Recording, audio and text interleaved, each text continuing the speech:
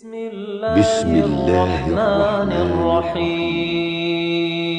أبج فاعرفه حقا وانتخه، متفق لفظا وخطا متفق، وضده فيما ذكرنا المفترق، مؤتلف متفق الخط فقط، وضده مختلف فاخشى الغلط، والمنكر الفرد به راو غدا، تعديله لا يحمل التفردا، متروكه مواحد به انفرد، وأجمعوا لضعفه فهو كرد، والكذب المختلق المصنوع على النبي فذلك الموضوع، وقد أتت كالجوهر المكنون سميتها منظومة البيقوني، فوق 30 بأربع أتت أقسامها تمت بخير ختمت.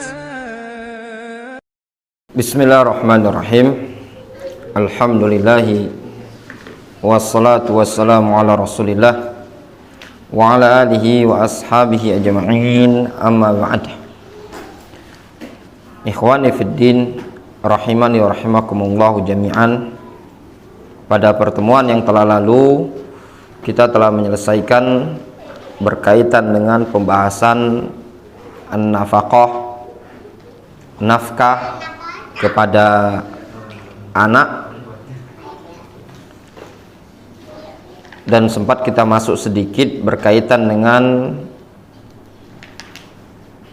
penjagaan dan perhatian terhadap anak-anak dengan cara mengajari putra-putri kita perkara yang memberikan manfaat baginya baik dalam urusan dunia dan akhirat.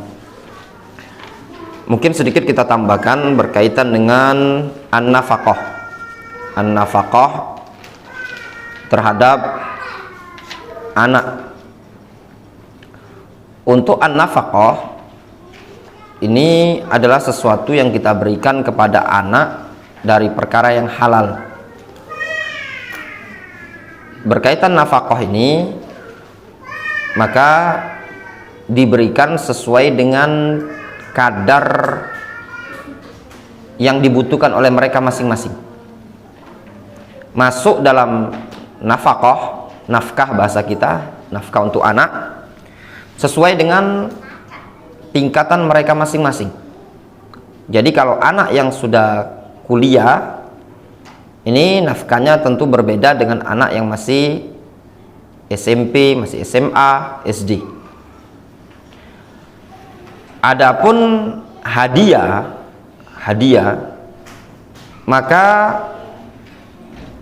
tidak diperbolehkan untuk terjadi perbedaan. Maka ketika dia punya anak, misalkan hadiah itu mainan misalkan, maka semua anaknya tadi harus diberi mainan. Tidak diperbolehkan untuk dibeda-bedakan.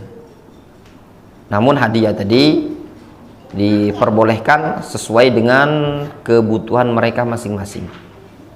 Ya, ada anak ini dikasih hadiah yang mungkin dia SD, dikasih jam tangan, ya kasih jam tangan yang mungkin sekelasnya SD lah.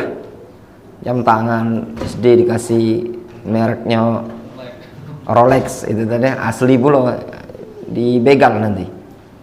Jadi sesuai dengan yang mereka perlukan untuk hadiah. Ya, jangan misalkan ada kita ngasih hadiah anak-anak, belikan untuk anak kita yang masih SD mainan mobil-mobilan, kakaknya dikasih hadiah mobil-mobilan, ya kurang tepat. Tapi harus dikasih semua untuk hadiah. Terus apa beda hadiah sama nafkah? Nafkah itu sesuatu yang wajib, seperti makanan, pakaian, biaya sekolah dia, itu nafkah. Adapun hadiah di luar kebutuhan wajibnya dia, itu namanya hadiah. Kemudian kita mungkin ulangi sedikit dari pembahasan yang keenam, al-inayah wal ihtimam bi ta'limil ibn wal bint ma yanfa'uhu fi dinihi wa dunyahu. Kemarin sempat kita baca sedikit ya, namun karena panjang perlu kita ulangi lagi. Di antara hak yang keenam dari haknya anak yang harus ditunaikan oleh sang orang tua. Al-inayah wal ihtimam bi ta'limil ibn wal bint ma yanfa'uhu fi dinihi wa dunyahu. Memberikan penjagaan. Ya, al-inayah, ada upaya untuk menjaga. Dan al-ihtimam, punya perhatian. Ada upaya untuk menjaga dan memperhatikan anak-anak kita dengan cara taklim, pengajaran. Mengajarkan apa? Mengajarkan kepada putra-putrinya ma yanfa'u fi dinihi wa dunyahu, segala sesuatu yang bermanfaat baik dalam urusan dunia ataupun urusan agama, urusan dunia akhirat. Selagi perkara tersebut bermanfaat, maka harus dilakukan. Dalam hal ini memberikan faedah kepada kita. Jangan difahami orang tua itu semata-mata cuma mengajari atau kita ini mendidik anak kita perkara-perkara yang sifatnya dunia, agama saja, dan jangan pula yang bersifatnya dunia saja. Namun didik, ajari mereka, perhatikan mereka dengan cara kita mengajari hal-hal yang bermanfaat, baik dia dunia ataupun urusan agama. Urusan dunia misalkan kalau anak perempuan masak, nyuci pakaian, ini kemanfaatan bagi mereka yang nanti di hari kemudian bisa menjalani kehidupan ini dengan bagus. Atau misalkan dia laki-laki, anaknya laki-laki, ya diajari perkara-perkara yang dia bisa mandiri. Kemudian jangan dilupakan juga perkara-perkara yang berkaitan dengan agama. Sebagian orang dalam hal ini tadi ada timpang. Kadang dia fokus ke agama. Anak, nah kamu mondok saja, laundry bapak yang bayar, kamu pokoknya enggak usah, karena nanti kalau disuruh nyapu sama ustadznya bayar saja, enggak usah nyapu. Ini anak nanti dia cuma bisa ceramah saja dia. Nanti anaknya ngompol, dia enggak bisa cara ganti pampersnya kalau dia perempuan. Nanti kalau dia di rumah tidak bisa masak. Ini hal-hal yang perlu, ya. Nanti kalau dia ustadz itu paling enggak, ustadz, tolong ustadz sembelin hewan korban, ya enggak? Nah, ustadznya enggak bisa nyembelih hewan korban, ya enggak? Sudah digorok sama dia, kambingnya jalan. Itu menunjukkan ustadznya kurang ilmu dunia, teknik menyembelih. Bisa dia ngajari teori, baca bismillah, takbir, yang sunnah itu begini, secara praktek jalan kambingnya itu tadi. Berarti ustadznya kurang ngerti teknik penyembelihan. Nah, ini tadi ilmu yang penting, ya. Karena kita di dunia ini sebelum berjumpa dengan alam kematian, kita butuh makan, butuh minum, butuh tempat tinggal, butuh menjalani kehidupan tadi dengan layaknya manusia biasa. Kalau Rasul alaihi salatu wassalam yang beliau dulu juga sama seperti manusia biasa, beliau bisa dagang. Jangan dikira Rasul itu cuman kerjanya dakwah, enggak. Beliau sebelum diangkat menjadi nabi, fokus dengan dakwah. Beliau sebagai apa? Penggembala kambing? Ya, bisa beliau menggembala kambing. Dagang, nomor 1 beliau dagang. Pintar dagang beliau. Namun ketika beliau diangkat menjadi nabi, beliau fokus untuk berdakwah. Karena beliau sudah dapat jatah dalam Al-Qur'an. Yas'alunaka 'anil anfal, qulil anfal lillahi walir rasul. Ya. Kemudian di sini disebutkan wa ahammu syai' fi dzalik. Dan perkara terpenting dari hal tersebut, gharsul i'tiqad as-salim fi nafsil ibn wal bint, adalah upaya menanamkan keyakinan, i'tiqad, akidah yang murni, akidah yang salim, murni, jernih, bagus. Itu maknanya salim. Akidah yang selamat pada jiwa putra-putri kita. Wa hathu ma'alal khair, serta menganjurkan mereka, mendorong mereka untuk mengerjakan kebaikan. Jadi dari anak-anak tadi sudah ditanamkan akidah, ditanamkan tauhid, ditanamkan prinsip. Wa musahabati ahlil khair, serta berteman dengan ahlul khair, orang-orang yang baik. Jadi ditanamkan akidah, ditanamkan kecintaan kepada agama ini tadi, ditanamkan kecintaan terhadap Rasul, tauhidnya ditanamkan, kemudian juga dibimbing, dimotivasi untuk cari teman-teman yang baik, musahabah ahlil khair. Wa tahdziruhum minasyarr, serta memberikan peringatan, memperingatkan anak-anak ini tadi dari keburukan, wa rufqatis su, dan dari teman yang buruk, wa ta'widuhumus shalah, serta berupaya untuk melatih, membiasakan mereka untuk sholat. Nah, ini yang harus kita lakukan sebagai orang tua, ditanamkan akidah. Makanya penting orang tua tadi pengajian, hadir di majelis ilmu. Tidak mesti orang tua itu ketika dia hadir di majelis ilmu harus dituntut untuk menjadi seorang ustaz, seorang dai, menjadi khotib, tidak mesti. Tapi minimalnya ketika dia belajar, ikut pengajian sedikit demi sedikit, hari demi hari, dia bisa mendidik anaknya. Dia akan mengatakan kepada anaknya, Allah Subhanahu wa ta'ala yang menciptakan kita, yang memberikan rezeki kepada kita, dalilnya ini loh nak. Itu faedahnya. Kemudian disupport, ya, dimotivasi, hasum alal khair, dimotivasi untuk ngerjakan kebaikan, seluruh kebaikan didorong. Jangan anak-anak itu dibuat males. Azan, suruh azan, qomat, suruh qomat, suruh baca Quran, suruh sholat berjamaah. Kemudian juga cari teman yang baik, yang bagus. Nah, mencari teman yang baik, yang bagus ini, ya, kadang sebab utamanya adalah lingkungan.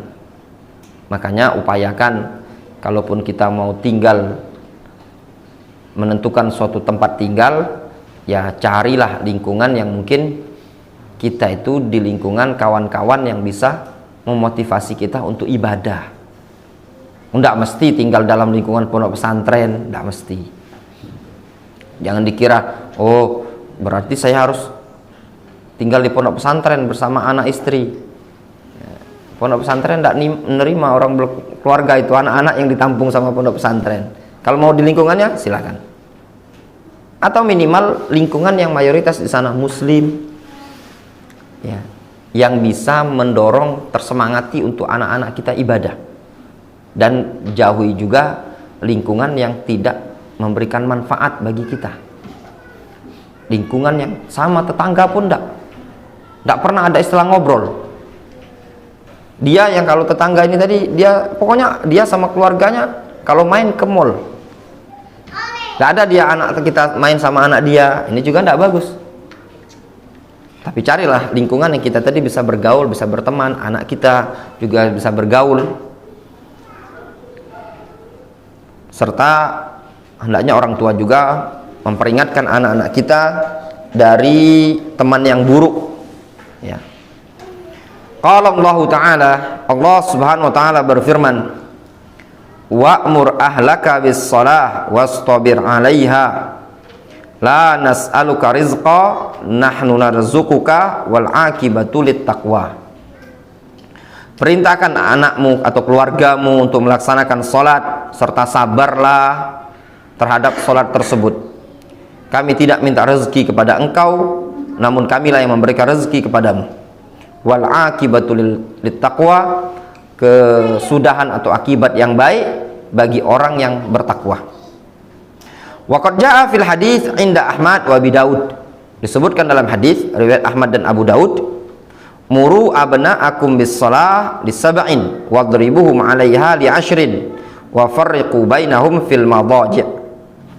Disebutkan dalam hadis, Rasul mengatakan, perintahkan anak-anak kalian untuk melaksanakan sholat ketika sudah umur 7 tahun. Kenapa disebutkan 7 tahun? Dikarenakan normalnya anak-anak itu kalau sudah umur 7 tahun dia sudah ada peka, sudah bisa ngerti. Ayo nak sholat, ngerti dia. Kalau diajarnya sudah bisa nangkap.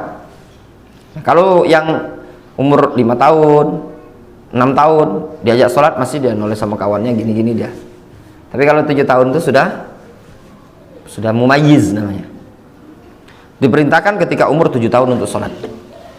Dan pukullah anak tersebut apabila tidak melaksanakan sholat ketika umur 10 tahun. Pukulan yang dimaksud adalah pukulan dalam rangka untuk mendidik. Kalau perlu memang dipukul. Ngeyel dia nak mau sholat, pukul mungkin telapak kakinya atau tangannya supaya dia mau melaksanakan sholat. Wa farriqu bainahum fil madhaji'. Nah, dan ketika umur 10 tahun pisahkan tempat tidur mereka. Qala al-Imam Ibnul Qayyim, Al-Imam Ibnul Qayyim rahimahullah taala, beliau mengatakan fa fi hadzal hadis salasatu adab. Pada hadis ini terdapat 3 adab. Yang pertama, amruhum biha, perintah kepada anak-anak untuk melaksanakan sholat. Kapan diperintahkan? Ketika berumur 7 tahun. Wa darbuhum 'alaiha li 'ashrin, dan memukul mereka ketika berumur 10 tahun. Kemudian adab yang ketiga, memisahkan tempat tidur mereka ketika sudah berumur 10. Yang ya dipisah. Kalau seandainya rumah kita luas, ada kamarnya, bagusnya sudah dipisah. Nih, kamu di kamar ini ya. Ini di kamar ini. Itu tadi. Terpisah. Namun kalaupun seandainya tidak memungkinkan, paling tidak dipisahkan tempat tidurnya. Ya. Nih, kasur kamu di sini, ya. Nih, kasur kamu di sini. Apalagi kalau anak umur 10 tahun itu. Jangan digabung sama orang tua. Nanti bahaya itu, Mas Aziz. Ya enggak? Membahayakan.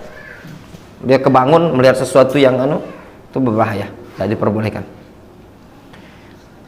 Paling enggak dia dipisahkan kamar, kemudian diletakkan kasurnya masing-masing. Ini kakak di sini ya, adik di sini, ya semuanya terpisahkan.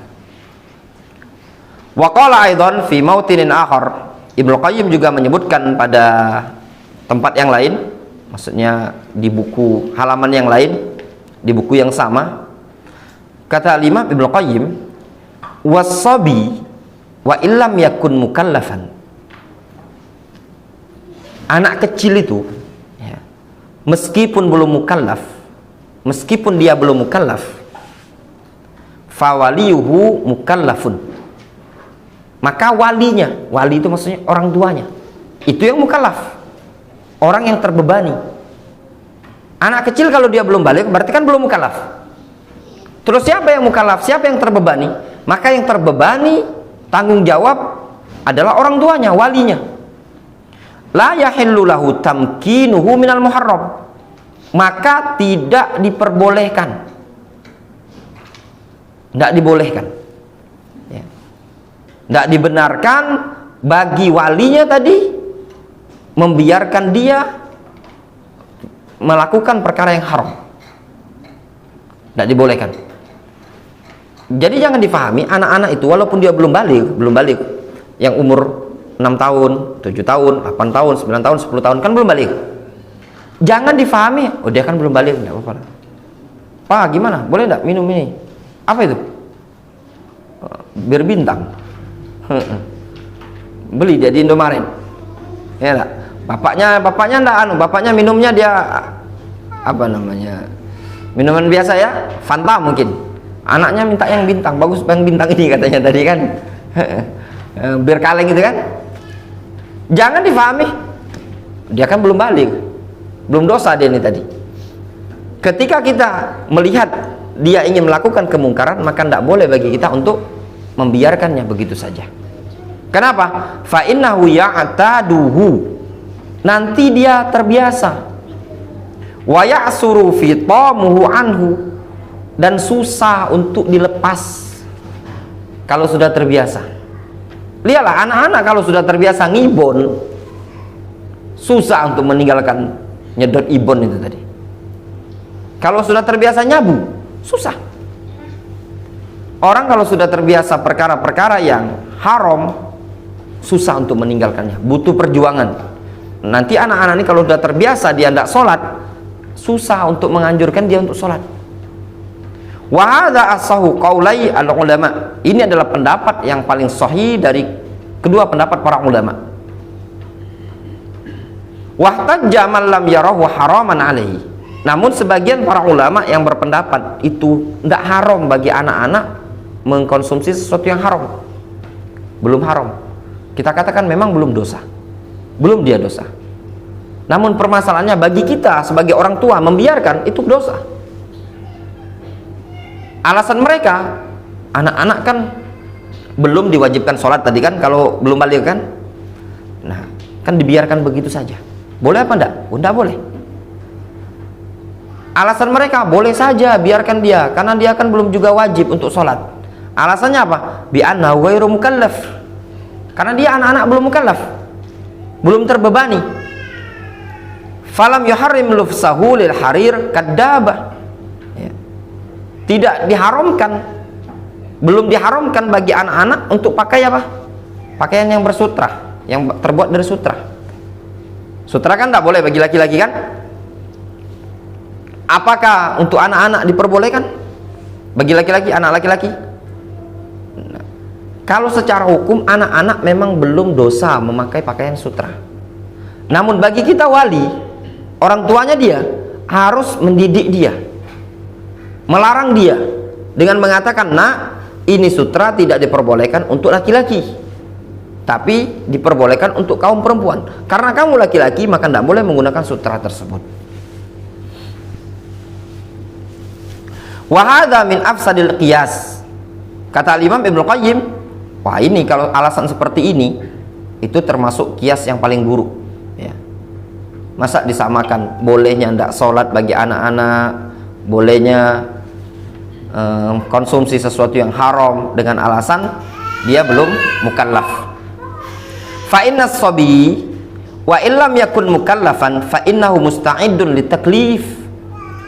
Anak kecil itu meskipun belum dinyatakan terbebani, belum terbebani syariat, belum mukallaf namanya, fa innahu musta'iddun litaklif, namun dia adalah sosok anak yang sudah siap untuk menerima beban. 7, 8, 9, 10 sampai 11, 12 itu kan belum balik. Secara hukum dia belum mukallaf, belum terbebani syariat, namun sudah bersiap-siap untuk masuk pada fase apa? Fase taklif, masa terbebani syariat. Walihadza la yumakkan minas shalah bi ghairi wudu'in. Oleh karena inilah seorang anak tidak diperbolehkan, tidak boleh dibiarkan untuk melaksanakan sholat kalau tanpa berwudu. Nah, orang tua juga ya, untuk nasihat untuk kita semua, kalau anak kita mau diajak ke masjid, kasih tahulah dia wudu dulu nak. Jangan suruh pakai baju gamis, pakai peci berangkat ke masjid. Tegaklah dia tadi, dia tidak wudu, tidak diperbolehkan. Misalkan anak-anak ini seperti anak-anak umur 7 tahun sekarang, kalau mau diajak ke masjid, suruh dia wudu. Itu misalkan Albani Mas Ujang, misalkan berapa Albani itu umurnya Mas Ujang? 7-an, 7 ya? 7 Albani wudu ya, jangan sholatnya tidak wudu. Jangan mentang-mentang dia kan belum wajib wudu, sholat tanpa wudu. Ini bukan namanya mendidik, nanti dia akan terbiasa. Tapi diajak sholat dengan cara berwudu. Wala minas shalah uryanan wa najisan, juga tidak diperbolehkan dia dibiarkan begitu saja melaksanakan sholat dalam keadaan telanjang, dalam keadaan bernajis. Anaknya pengen sholat. Pak, aku pengen sholat pak, katanya tadi. Silakan. Pas dijenguk di kamar, sholat dia telanjang. Boleh nggak? Jawabannya nggak boleh. Kasih tahu sholat itu pakai baju. Ya, bila perlu diajari anak ya. Nah, kalau sholat itu pakai peci. Mana sarungnya? Sarungnya. Ya. Jangan anaknya dibiarkan sholat tanpa menggunakan pakaian. Wala min syurbil khamri wal qimar wal liwat. Juga kata Al-Imam Ibnu Qayyim, jangan dibiarkan anak, jangan disuruh, jangan tidak dipedulikan ya. Dari minum khamar, berjudi, liwat, homoseksual, jangan dibiarkan. Oh enggak apa-apa nak. Dia bilang sama abinya, "Abi, boleh enggak kakak minum ini, Abi?" Apa itu? Bir bintang. Ada kan bir kaleng, bisa dijual di Indomaret ya, di Alfamart misalkan kan. Itu tadi. Lihatnya kayak keren. Dia kalau dikasih misalkan minuman kaleng-kaleng yang biasa, susu biasa ada minum, yogurt biasa, Yakult biasa, kayaknya ini mantap katanya tadi. Aku kemarin lihat minum ini, dia bagus ini, gambar bintang, minum dia tadi. Bagi kita yang melihat tidak diperbolehkan, jangan, ini memabukkan, ini hukumnya haram. Wal qimar juga tidak diperbolehkan melakukan sesuatu yang haram seperti berjudi ya, main judi ternyata dia. Kalau zaman sekarang judi slot, dari mana dapat duit? Nah, banyak sekali kamu dapat duit. Ini bi katanya gunakan HP, bisa main judi slot pakai HP apa? Bisa pakai HP. Ini bicara cari duit, kakak sudah bisa cari duit katanya tadi. Gimana caranya? Main judi slot tadi. Tidak diperbolehkan. Kasih tahu hukumnya haram. Termasuk yang anak-anak jangan terbiasa dia berjudi ya. Judi itu kan kita taruhan, itu namanya judi ya. Tidak diperbolehkan kecuali perkara yang diperbolehkan dalam syariat. Memanah, apalagi berkuda sama onta ya, 3 perkara itu tadi yang disebutkan dalam hadis. La sabaqah, tidak ada perlombaan yang bayar-bayaran, masing-masing bayar kalau kalah, kecuali pada 3 permainan: memanah, lari kuda, sama lari onta. Itu yang diperbolehkan. Nah, selain dari situ tidak diperbolehkan. Termasuk juga kelereng. Ya sudah, kamu pasang situ. Tembak dia kan, bayar ini kawannya tadi kan 2, sama, itu namanya judi. Karena kan pertaruhan itu tadi, juga tidak diperbolehkan. Atau gambar-gambaran ya, main gambar-gambaran anak-anak itu tadi, apapun bentuknya mereka taruhan, itu tidak diperbolehkan. Kasih tahu jangan. Kalau main kelereng tidak masalah, tapi tidak usah ngambil punya kawan. Nah, kalaupun mau dia supaya dia semangat mainnya tadi, kita jadi pihak ketiga. Itu diperbolehkan pihak ketiga. Kalian mainlah. Nah, ini anaknya Mas Arif sama anaknya Mas Aziz. Mas Arif punya anak laki-laki, Mas, yang di sini ada? Nggak ada perempuan di sini ya. Nah, main laki-laki sama laki-laki ya, main kelereng. Mas Arif, caranya Mas Arif jadi pihak ketiga. Ayo, siapa yang bisa nembak itu kelereng, nanti saya kasih 2. Jadi hadiahnya dari kita. Itu kalau mau main mereka dengan cara taruhan pemberian hadiah. Tapi kalau mereka masing-masing menyiapkan, itu tidak diperbolehkan. Sama misalkan kalau kita mau lomba, acara lomba di sini, kita adakan lomba misalkan, duitnya tidak usah dipungut dari para peserta. Ya. Kalau peserta mau iuran segala macam, iurkan untuk kebutuhan makan mereka, konsumsi mereka. Misalkan apa? Mas Aziz mau ngadain lomba di sini, lomba makan kerupuk. Tidak ada bayaran-bayaran. Kalian kalau mau iuran, terserah. Iuran untuk beli minum, beli makan, beli buah, itu terserah. Nah, untuk hadiah, ini murni saya yang tanggung. Kata Mas Aziz, sudah. Nanti si Fulan, si Alan tanding, hadiahnya dari kita. Atau hadiahnya mintakan dari perusahaan, itu tidak masalah. Atau hadiahnya dari sebelah pihak. Sebelah pihak. Misalkan gini, kalau kamu bisa itu nembak kelereng itu tadi, aku kasih. Kalau kamu tidak bisa, tidak saya kasih. Nah, jadi ini namanya jual namanya ya. Kalau kamu bisa melakukannya, saya yang kasih hadiah. Mas Aziz, kata Mas Aziz sama Mas Arif, kata Mas Aziz, Mas Arif bisa ngalahkan Panco sama saya 500.000 saya kasih. Kata Mas Arif, kalau saya kalah gimana? Saya bayar? Enggak. Kamu bisa ngalahkan, saya kasih. Kalau kamu kalah, enggak usah bayar. Hadiah sepihak. Itu juga diperbolehkan. Tapi kalau, Mas Arif, kalau bisa ngalahkan Panco 500.000. Sampean kalau kalah, sampean bayar ke saya 500.000. Boleh apa enggak? Ini namanya kimar tadi. Ya, judi, taruhan bahasanya. Itu enggak diperbolehkan. Jadi yang dibolehkan tadi dari pihak ketiga atau pihak sebelah.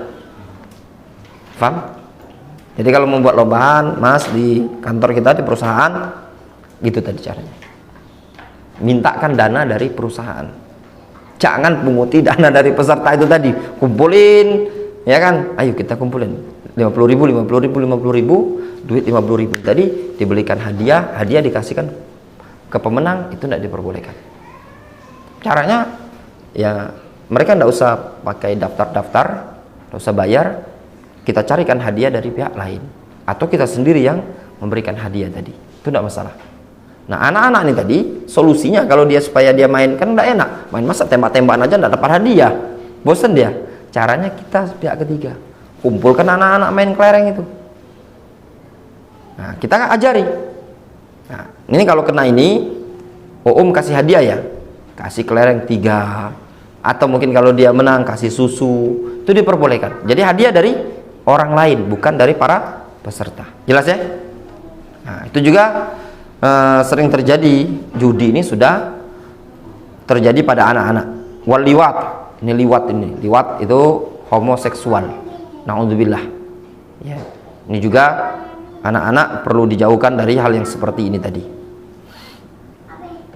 Nah, walaupun minum khamar, berjudi, liwat, tatkala dilakukan oleh seorang anak yang belum baligh, walaupun secara hukum dia belum dicatat sebagai dosa, namun bagi orang tuanya tetap tidak diperbolehkan membiarkannya terjatuh pada dosa tadi. Kalau dibiarkan, nanti orang tuanya yang berdosa, karena tanggung jawab ada pada orang tuanya, belum ada pada mereka.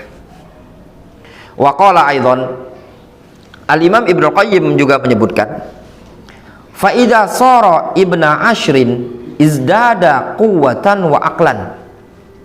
Kalau anak tersebut sudah ibna ashrin, sudah umurnya 10 tahun, izdada quwwatan wa aqlan wa ihtimalan lil ibadat, maka akan semakin bertambah kekuatannya. Anak-anak itu semakin besar, semakin bertambah umur, bertambah pula kekuatan fisiknya tadi, daya pikirnya semakin kuat. Wa aqlan, akalnya tadi, pola pikirnya, daya serap, daya tangkap itu semakin kuat dia. Anak-anak semakin bertambah, dari 7 masuk 8, 9 terus semakin bertambah umurnya tadi, maka akan semakin kuat pula fisik dan juga pola pikirnya tadi. Wahtimalan lil ibadat, dan semakin bertambah pula kemampuan, kesanggupan dia mengemban ibadat. Sudah umur 10 tahun sudah kuat ngangkat beras 10 kilo, sudah kuat dia memikirkan sesuatu yang beban berat. Kalau dipikirkan, dia sudah mampu memikirkannya, berarti dia sudah kuat juga untuk melaksanakan ibadah. Kalau umur 7 tahun belum kuat puasa, dia 10 tahun sudah kuat puasa, sudah kuat untuk mengikuti sholat tarawih. fayudrabu ala tarkis shalah, maka ketika itu dia pun perlu dipukul tatkala tidak mengerjakan sholat. Ya. Kalau tidak mau melaksanakan sholat, dalam artian meninggalkan sholat, maka perlu dipukul kama amara bihin Nabi sallallahu alaihi wasallam, sebagaimana yang diperintahkan oleh Nabi sallallahu alaihi wasallam. Wa hadza darbu ta'dibin wa tamrinin, dan ini pukulan ini adalah pukulan yang sifatnya ta'dib. Ta'dib itu dalam rangka mendidik, wa tamrin dalam rangka untuk melatih dia. Jadi bukan pukulan untuk mencelakai atau membunuh. Ya, perlu. Ya.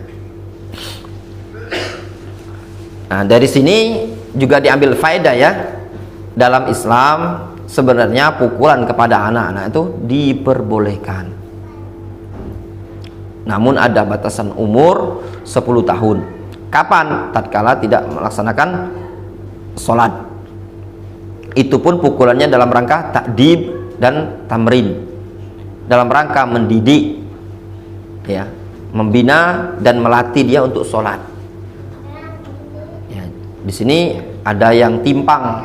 Timpang itu kadang dia anak-anak ini dipukulnya sebelum 10 tahun. Kadang juga anak-anak ini tadi sudah dipukul ibarat mukul habis-habisan, jerah sekali dia. Itu juga tidak diperbolehkan. Juga sebaliknya, kadang sebagian orang menganggap pukulan pada anak-anak tadi sesuatu yang dianggap aib, ya, dianggap apa namanya istilahnya, bukan KDRT, bukan itu ya. KDRT itu kepada istri ya, kalau pada anak kekerasan pada anak istilahnya ya, tidak juga seperti itu. Tergantung pukulan tadi. Kalau pukulan cuma sekedar untuk mendidik, dia ambil mungkin gantungan baju, anaknya tidak mau sholat, kakinya dipukul sama dia, ngerasa dia sakit,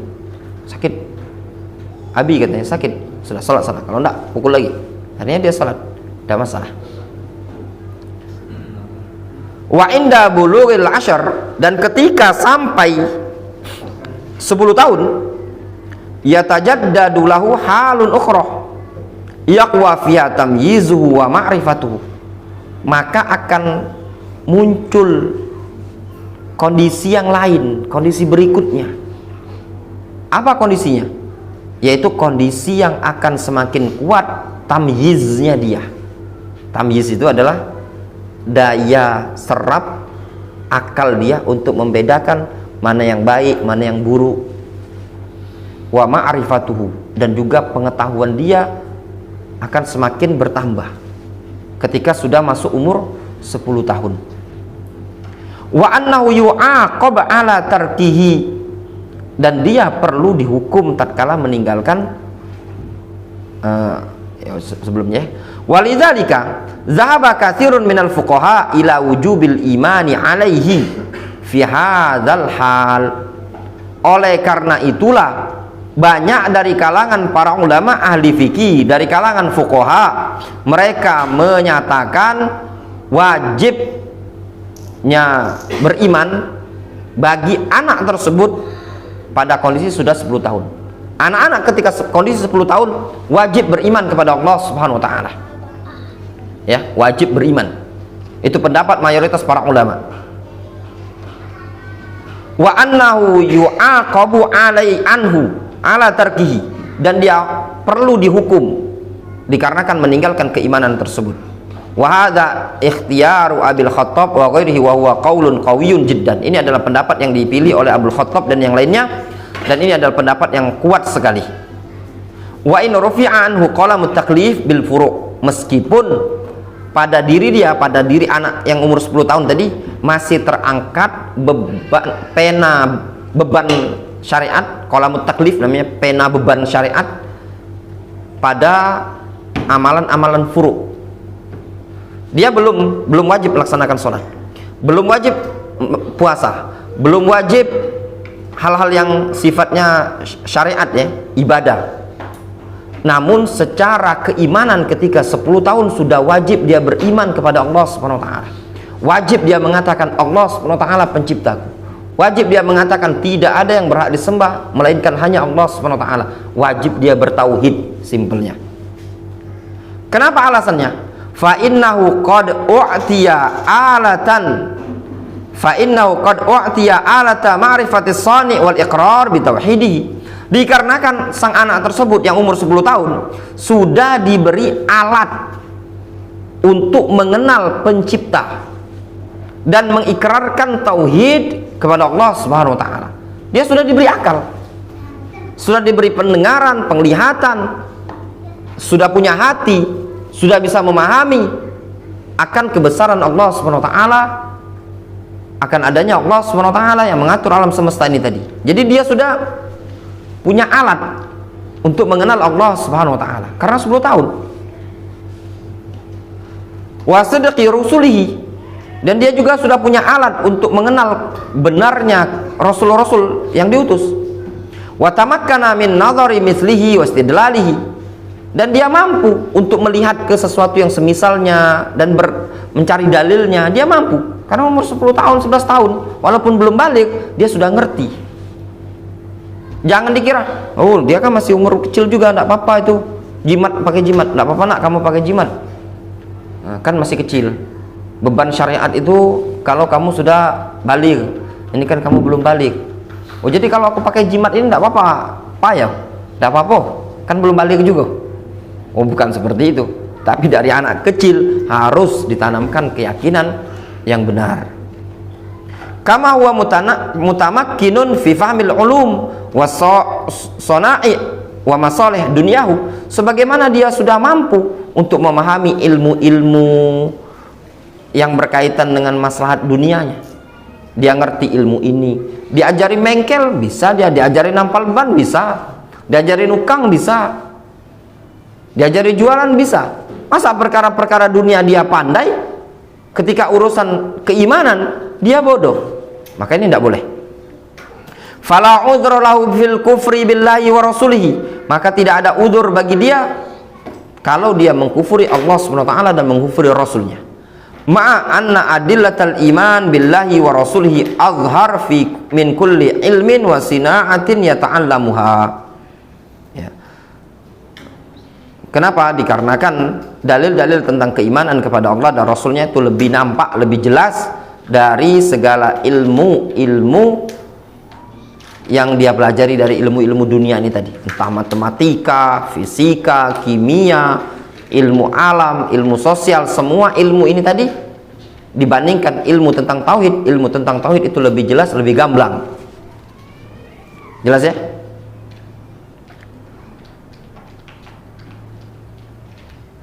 Wa alaihi, maka berdasarkan pernyataan yang disebutkan tersebut ya, fayan bagi ayyugors fi qalbis sabi al imanu billah, maka sepantasnya selayaknya ayyugorosa fi qalbis sabi, ditanamkan pada hati seorang anak kecil beriman kepada Allah azza wajalla. Wa hadzal iman huwa atyabu wa akmalu wa a'zam ma yakunu minal ajr indallahi jalla wa ala.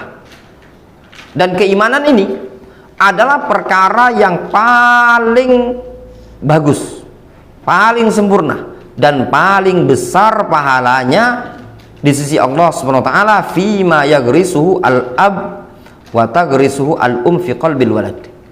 Dari segala sesuatu yang ditanamkan oleh bapak, ditanamkan oleh ibu pada hati seorang anaknya.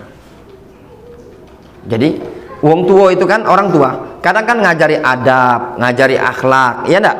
Ngajari baca Al-Quran. Ini kan pahala bukan? Pahala. Namun yang paling besar pahalanya tatkala orang tua menanamkan, mengajari iman, mengajari tauhid pada anak. Wa huwa fatihatu kulli khairin.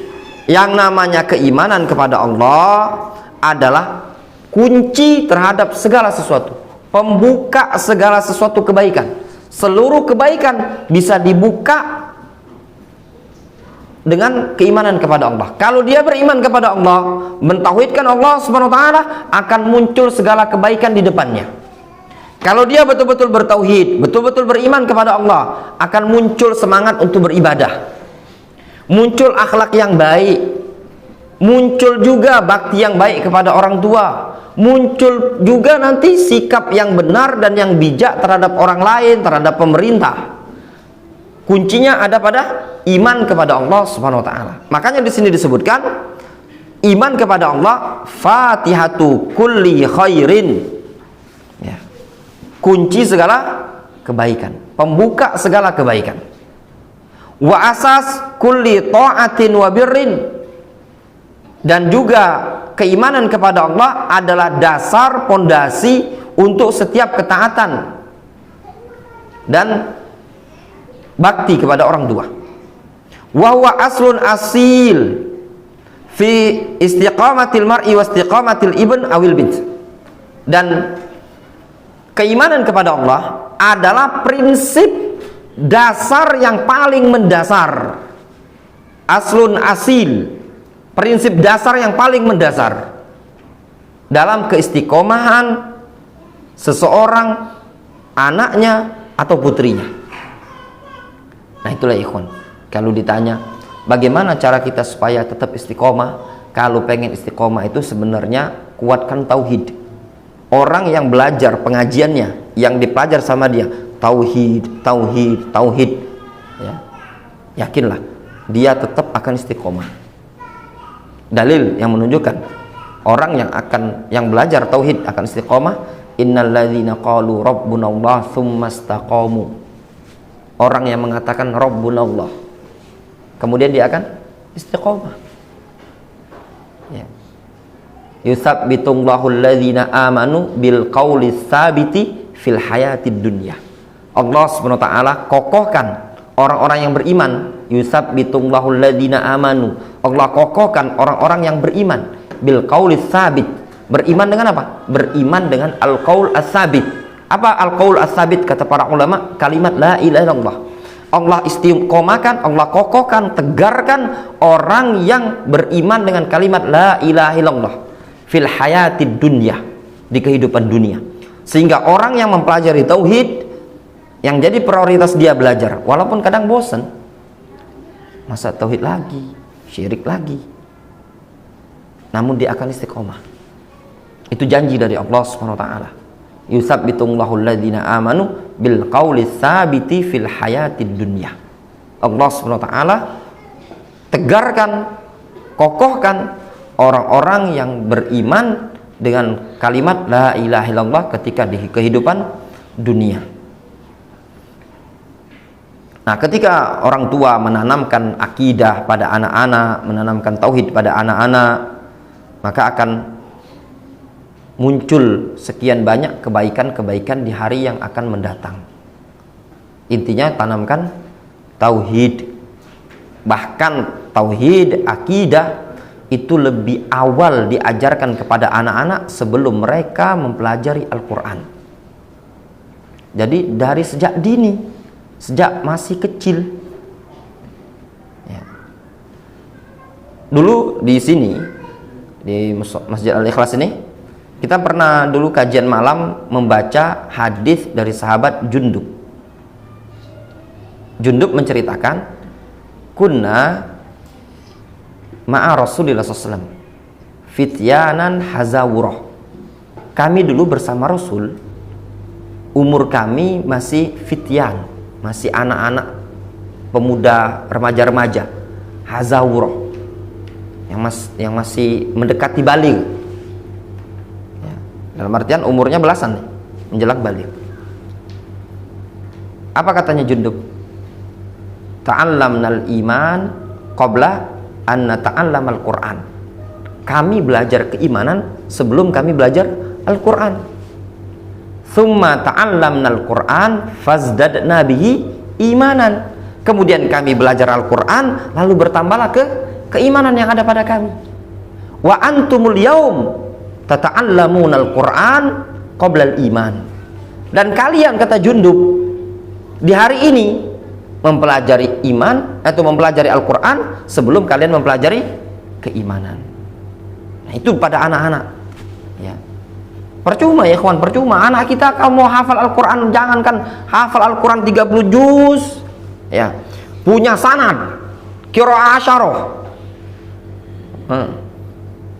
Kalau tidak beres imannya, matinya masuk neraka ya. Dia nanti jadinya besarnya lo, masya Allah, ngajinya pinter, tahu-tahu dia apa tuh di pinggang, di jimat dia hafal Al-Quran 30 juz. Mungkin ada pertanyaan, masa ada sih orang yang hafal Al-Quran 30 juz syirik, melakukan kesyirikan? Nah, ini juga kurang pengajian. Silakan lihat di beberapa macam negara. Memangnya yang ngelilingi kuburan Ayatullah Khomeini, gosok-gosok kuburan Ayatullah Khomeini tadi, keturunan Gerandong sama Malampir ya, orang-orang yang kuliah di universitas di Iran, orang-orang yang belajar juga sama, orang-orang yang ngelus kuburan-kuburan Nabi Hud yang ada di Yaman, bukan orang kaleng-kaleng. Di Indonesia mereka juga belajar di pondok pesantren, kadang dari ibtidaiyah, sanawiyah, aliyah, berangkat belajar ke Yaman. Juga qori, sebelum berangkat qori luar biasa, juara tingkat kabupaten dan yang lain hafal Al-Quran ya. Jadi jangan dianggap orang yang sudah hafal Al-Quranul Karim dia seakan-akan dapat sertifikat tidak akan terjatuh pada kesyirikan. Enggak, semuanya tidak ada jaminan. Makanya butuh anak-anak ditanamkan dari kecil, bahaya, enggak boleh itu nak. Tapi kalau dari kecil sudah ditakut-takuti dia, nanti besarnya timbul hal-hal yang seperti itu. Apalagi kalau dia lihat bapaknya mau apa namanya bapaknya jualan, dilihat sama bapaknya, laris dagangan bapaknya itu kan. Ada orang mau beli pertama kali pagi itu kan, duit itu tadi. Nah, diikuti sama anaknya, nanti kalau jadi pengusaha, bapak dulu gini dia dagang. Syirik enggak? Syirik. Apa? Syirik kecil, bukan syirik besar. Kenapa? Menjadikan sesuatu sebagai sebab dalam keadaan syariat tidak menetapkannya sebagai sebab. Dia meyakini kalau digini-gini kan duit tadi di dagangan itu sebab laris. Ya enggak? Sebab laris itu bukan gitu caranya. Dijual di bawah harga. Itu sebab laris. Itu tadi. Yang jual misalkan 10.000, dia jual 9.000. Selisih 1.000 itu menarik perhatian kan? Nah itu caranya. Bukan kalaupun di duit tadi duit merah ratusan ribu digini-gini kan, orang jual 10.000 dia jual mangga 12.000, besarnya besaran sama besarnya tadi, ini tidak laris ya. Nah di sini yang perlu diperhatikan kita, hati-hati ya, karena perbuatan kita tadi akan dicontoh oleh anak-anak. Wa hadza Rasulullah sallallahu alaihi wasallam yubayyinu li Ibnu Abbas wa huwa gulamun shaghirun yardifuhu. Inilah Rasulullah SAW. Beliau menjelaskan kepada Abdullah ibnu Abbas, ketika itu Abdullah ibnu Abbas adalah seorang gulam shaghir. Gulam itu anak kecil yang menjelang baligh, umur-umur 10, 11, 12 menjelang baligh. Yardifuhu, dibonceng oleh Rasul. Faqal, Rasul mengatakan, ya gulam, wahai pemuda, wahai anak kecil, inni u'allimuka kalimatin, sesungguhnya aku akan mengajarimu beberapa kalimat. Ihfazillaha yahfazka, jagalah Allah, niscaya Allah akan menjagamu. Jagalah Allah itu maksudnya jagalah syariat ini tadi, kerjakan syariat ini tadi, jangan dilanggar, itu maksudnya menjaga. Maka Allah akan menjaga dirimu. Di sini lafadznya, lafadz Arabnya itu ihfazillaha yahfazka, jagalah Allah, yahfazka. Fi'il pertama ihfaz itu fi'il amr, sedangkan fi'il yang kedua fi'il mudhari, dijazm. Kalau dalam bahasa Arab dikenal dengan istilah jazm ba'da thalab. Dia dijazm sukun setelah ada perintah. Apa perintah sebelumnya? Ihfaz, jagalah, itu fi'il amr. Kemudian fi'il mudhari yang setelahnya disukun, yahfadzka, itu menunjukkan kepastian. Sehingga maknanya apa? Jagalah Allah, pasti Allah akan menjagamu. Jagalah syariat ini tadi, kerjakan, jangan ditinggalkan, maka Allah akan menjaga dirimu. Ihfadzillaha tajidhu tujahaka. Jagalah syariat Allah, maka engkau akan mendapati Allah Subhanahu wa taala ada di hadapanmu. Idza sa'alta fas'alillah. Kalau engkau meminta, minta kepada Allah. Wa idza sta'anta fasta'in billah. Kalau minta tolong, minta tolonglah kepada Allah. Ini penanaman apa? Akidah. Bahasa kitanya, nak, jagalah syariat. Allah SWT pasti akan menjagamu, melindungi engkau. Kalau engkau menjaga syariat Allah SWT, ketika engkau berada dalam kesusahan, engkau akan mendapati Allah SWT di hadapan dirimu, membantu, memberikan pertolongan. Kalau pengen mau minta sesuatu, mintalah kepada Allah SWT. Jangan minta kepada makhluk yang tidak mampu memberikan. Minta ke kuburan, minta ke patung, minta ke syaitan, ke iblis, penguasa laut. Ini kan kesyirikan, kekufuran. Kalau mau minta perlindungan, minta pertolongan, minta juga kepada Allah SWT. Jangan minta ke jin. Sebagian orang kalau masuk hutan minta berlindung kepada jin. Ngomong dia, mbah, jangan ganggu aku ya mbah ya, tolong mbah sampaikan ke anak cucumu yang ada di sini, jangan ganggu kami, kontraktor mau kerja ini, buka lahan. Ngomong sama nenek moyang jin itu tadi merupakan kesyirikan. Kalau mau kencing, permisi, bapak permisi, jangan diganggu. Itu tadi. Ini kan kesyirikan tanpa dia sadari, ya, karena ikut tradisi sebelumnya. Kemudian Rasul menanamkan akidah, prinsip hidup kepada Abdullah bin Abbas. Ini anak kecil, Abdullah bin Abbas. Abdullah bin Abbas itu ketika Rasul wafat, umur beliau lebih kurang lah. Dia itu lahirnya 3 tahun sebelum hijrahnya Rasul. Rasul hijrah 13 tahun. Berarti 13 tahun wafatnya Rasul, 3 tahun sebelum hijrahnya Rasul ke Madinah, lahir Abdullah bin Abbas. Nah, berarti wafatnya Rasul itu sekitar umur 13 tahunan. Nah, ini Rasul menanamkan kepada Abdullah bin Abbas. Wa'lam. Nah, ketahuilah annal ummah, bahwasanya umat manusia ini, nah, se-Indonesia, se-Mekah, se-Madinah, sebumi ini, lau ijtama'un, kalau seandainya mereka berkumpul, bersatu padu, konspirasi, ayan fa'uka bisyai'in, untuk memberikan manfaat kepadamu dengan sesuatu, lam yanfa'uka bisyai'in illa bisyai'in qad kataballahu laka, maka mereka tidak akan mampu memberikan manfaat kepada engkau dengan sesuatu tadi, melainkan dengan sesuatu yang sudah Allah tuliskan, tetapkan, takdirkan untukmu. Maksudnya, walaupun seluruh umat manusia ini sepakat untuk menolong engkau, membantu engkau, namun kalau tidak ada takdir dari Allah SWT, maka tidak akan bisa mereka membantu, memberikan kemanfaatan. Dan itu terbukti. Mau contoh, pemilihan Prabowo Subianto, ya, itu luar biasa.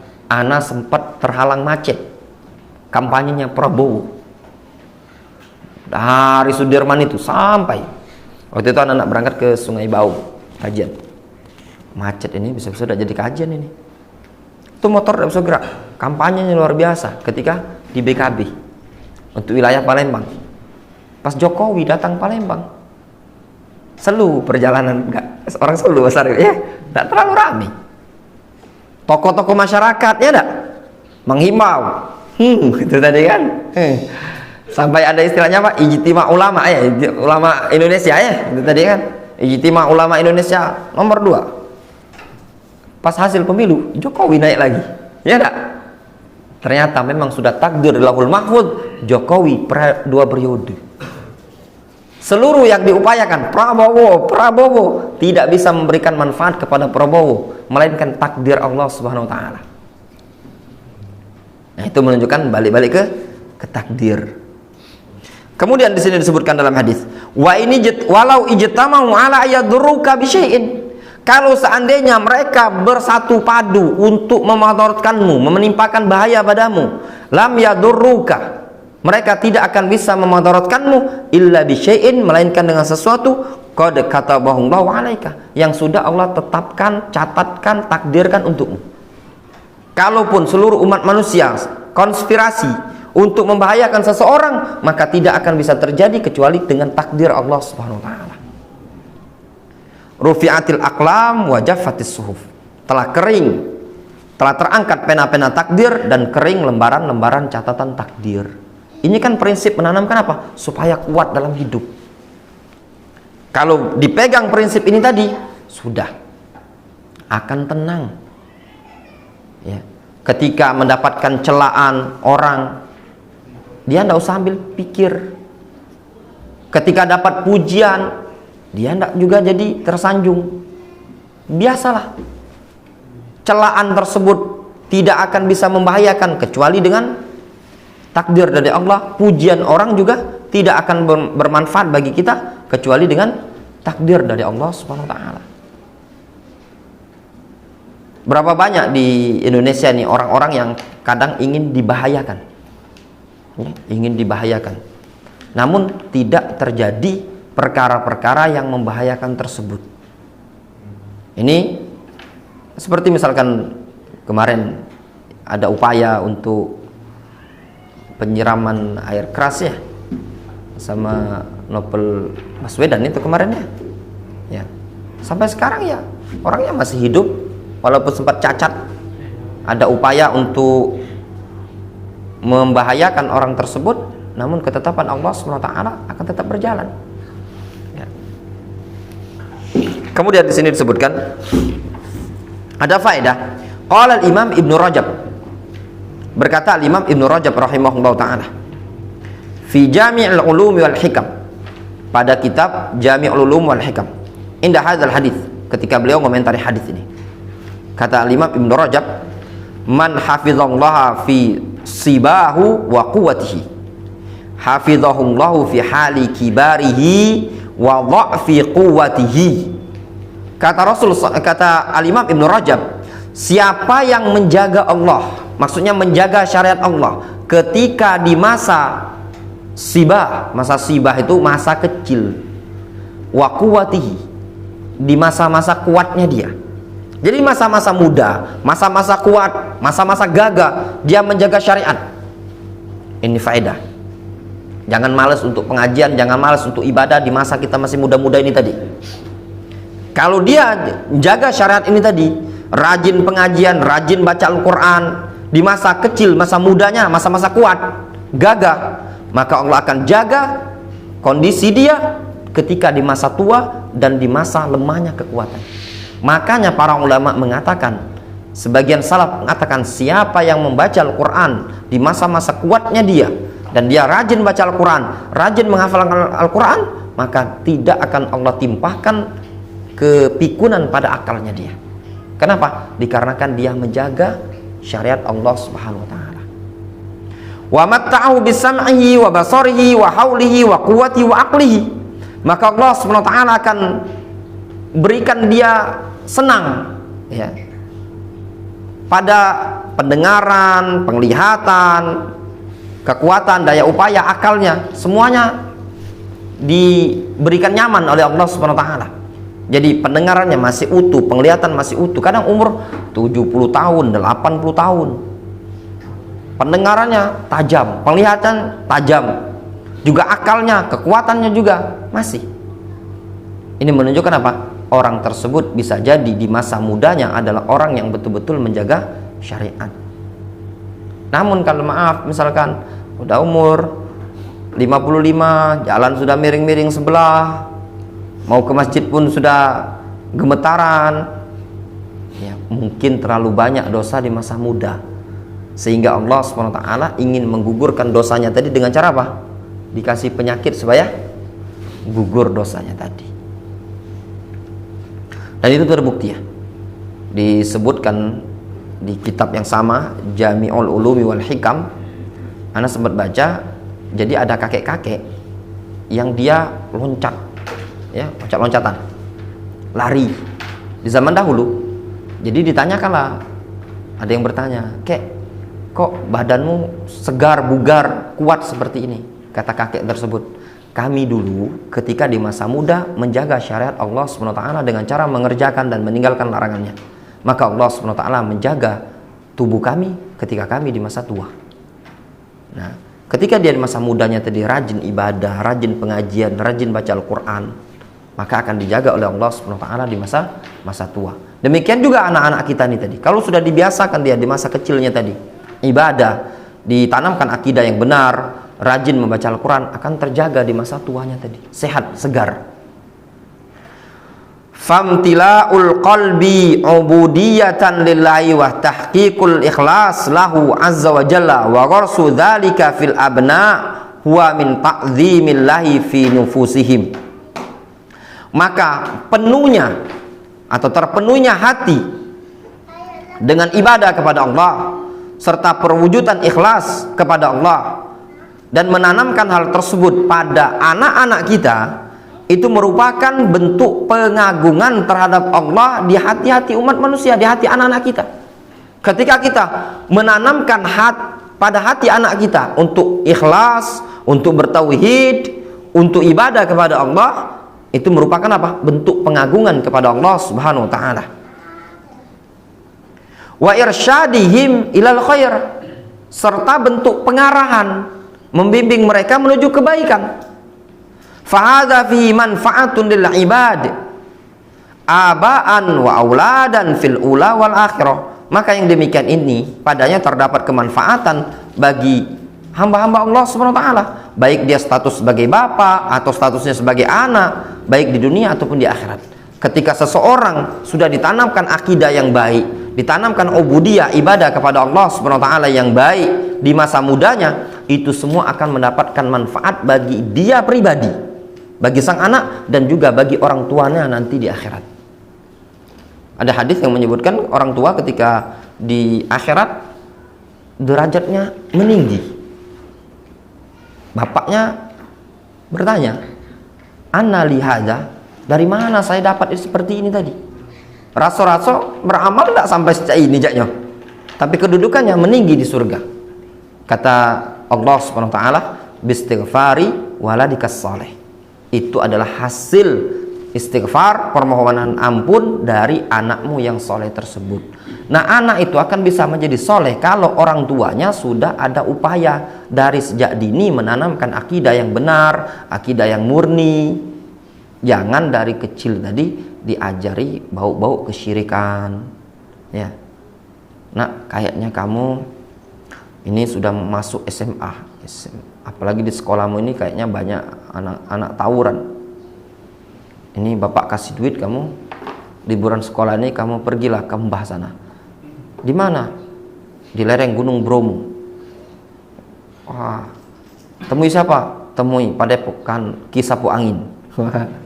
Ini anaknya dari kecil sudah diajari banyak sekali jimatnya tadi. Nah, nanti supaya kamu ketika kuliah banyak peminatnya, cewek-cewek, ini anak bapak kasih modal juga untuk belajar sama Nyi Fulana itu tadi. Dia adalah keturunannya Nini Pelet. Anaknya diajari syirik dari sejak dini. Ini naudzubillah, ya. Ini yang dikhawatirkan nanti orang tua mendapatkan dosa jariah.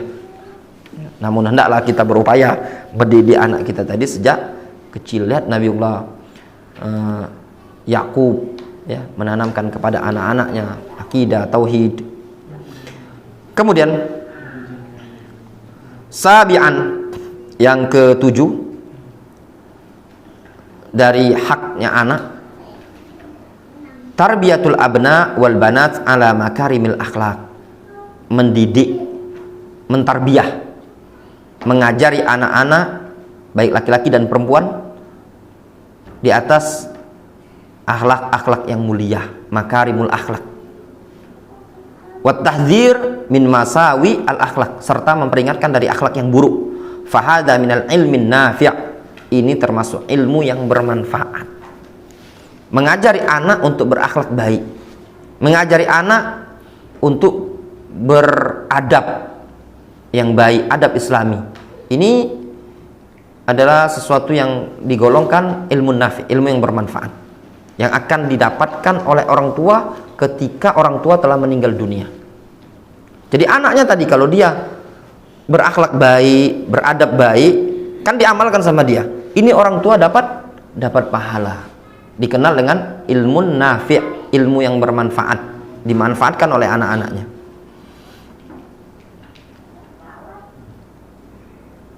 Dan itu juga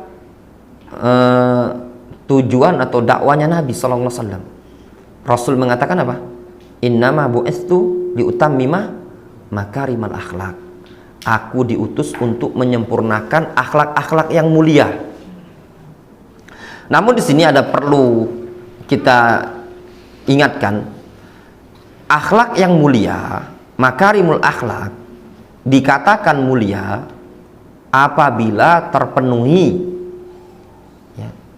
3 poin. Yang pertama, akhlak sesama manusia bagus, akhlak terhadap Rasul, akhlak terhadap Allah Subhanahu wa taala. Barulah orang tersebut dikatakan orang yang berakhlak mulia. Kalau masih timpang, belum dikatakan orang berakhlak mulia.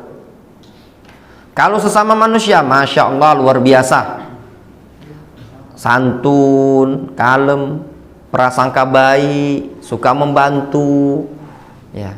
Kalau diganggu dia memaafkan, masya Allah, seluruh orang memuji. Kalau akhlak dia terhadap sesama manusia, tapi terhadap Allah Subhanahu wa taala, mau masuk pintu rumah sudah ada tempelan,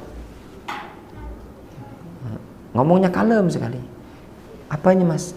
Nggih, ini untuk menangkas untuk penangkal jin, santet. Oh, santet. Itu di kalau mau keluar dia jualan bakso misalkan. Wah, di gerobak ini banyak sekali tuh jimat dikelilingnya tadi. Ini akhlak terhadap Allah Subhanahu wa taala bobrok, tidak akan bermanfaat. Juga akhlak terhadap Rasul, ya.